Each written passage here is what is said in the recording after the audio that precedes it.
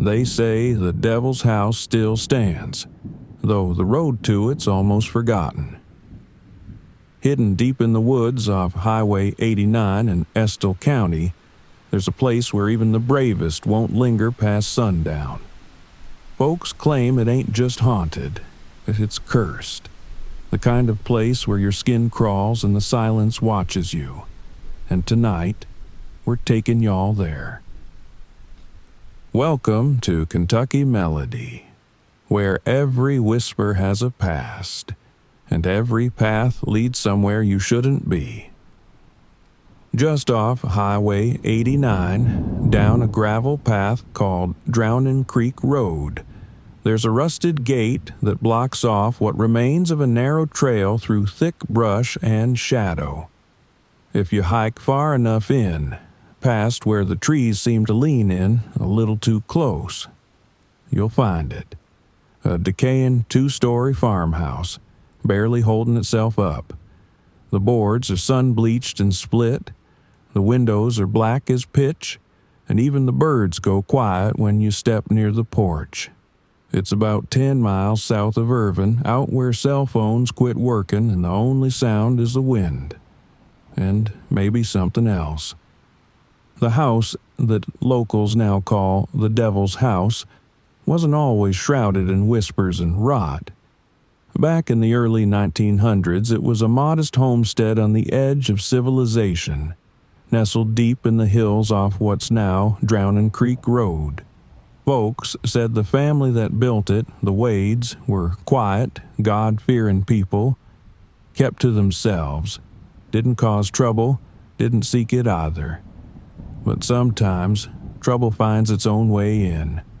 After a suspicious fire claimed the family's barn, and with it the lives of Thomas and Mary Wade, the land passed down to their two sons, Eli and Nathaniel. That's when the dark started settling in. Neighbors, few and far between out that way, said the brothers were never quite right after the fire. Something changed in Eli. He quit church, started muttering to himself, kept to the woods at night. His eyes took on a hollow, mean look, like a man seeing something the rest of us couldn't. Nathaniel tried to hold the place together, but you could tell the house had turned sour. Even the animals were restless. Dogs howled at nothing. Crows perched on the roof and just stared. Then came the screams. One cold autumn night, two sharp cracks echoed through the valley like thunder that didn't belong to no storm. When a neighbor hiked out the next morning to check on the Wade place, what he found was a nightmare burned into county memory. Nathaniel Wade was laying in the parlor, shot clean through the head. Blood had pooled under his chair and soaked into the floorboards. Eli was sitting across from him, eyes wide open and glazed over, his own shotgun resting limp in his lap, like he'd just handed himself over to whatever horror lived in that house. But it wasn't just the bodies that chilled folks, it was the walls. Symbols, carvings, strange spiral-like sigils etched deep into the wooden beams.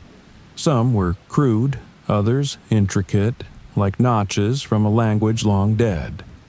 No one could say what they meant. One preacher said it looked like a gate that had been opened and never shut. The sheriff called it suicide and moved on fast. Too fast, some said. An old woman from nearby Spout Springs claimed Eli had been reading from a book bound in deer hide, filled with rites older than Christianity, some kind of Appalachian occultism passed down in secret. She said she warned him, said she saw him walking barefoot through the woods at night, drawing circles in the dirt, chanting under his breath. After that night, no one wanted the land. No one touched the house.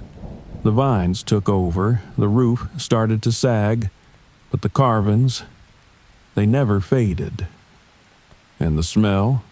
Folks who get too close say they catch it. sulfur and rot, like something that's been left to fester underground. They started calling it the Devil's House. And if you ever do manage to find your way down that twisted trail and stand on that warped porch, listen close. You might still hear them, the screams, the shots, or the scratching of something carving from the inside. Over the years, the Devil's House has drawn all kinds: ghost hunters, skeptics, thrill seekers, and the occasional brave hiker with more guts than good sense. Most don't make it past sunset. Some never even make it to the porch. Those that do, they come back shaken. Some come back crying. And some, they just don't talk about it at all. Here's what's been whispered around town, passed from porch to porch, each story colder than the last.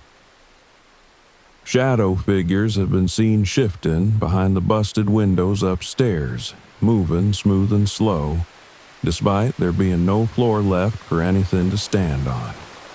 Just rotted beams and black emptiness. There's a voice, deep, gravelly, not human. Folks say it calls them by a name, even if they ain't never been there before. It don't shout, it whispers like it's already inside their ear. One woman said it sounded like her daddy, but he'd been dead 20 years. One fella, a local from over in Furnace, swore on a stack of Bibles he heard a gunshot ring out inside the house. Said he felt something warm hit his face, a mist like blood spray. He turned on his light, heart pounding, but his skin was dry, only to look down and see the floor slick and glistening beneath him. He ran out screaming, didn't even stop to grab his boots. Others report eyes, glowing, red-orange, burning from the tree line. Not animal eyes either. Higher up than a man, blinking slow, watching, waiting, and while they stand there frozen, they feel the pressure, like the air's thick, like their chest is being crushed, like something's trying to drag their soul out through their skin and pull it inside that house. And always, there's that smell, sulfur, smoke, and rot. Some say it's the memory of the fire that took the Wade parents. Others say it's the thing that stayed behind. But if you ever go looking for it, and you catch that scent in the wind, don't breathe too deep, and don't answer when it calls. So, what do y'all think? Was it madness that overtook the Wade brothers, or something much darker? Would you spend a night at the Devil's House? Have you been there? If you've heard a version of this story or have your own experience down in Estill County, we'd love to hear it. Leave a comment, tell us what you think's really going on, and if you've got a ghost story of your own, head over to KentuckyMelody.com and submit it through our website. You just might hear it on the next episode. Before we wrap up, I just want to take a moment and say thank y'all to every one of you who's taken the time to leave a story, a memory, a strange encounter from your past. Thank you. To those who drop kind words, compliments, or just keep it up. You don't know how much that means to me. You really don't. And even if you're the quiet kind who don't comment, but keep coming back to listen to these tales, well, I see you too. And I'm mighty grateful. Your support is what keeps this whole thing going. I love digging into these stories, researching them, telling them, and sharing them with y'all. And truth be told, one day I'd love to do this full time. That's the dream.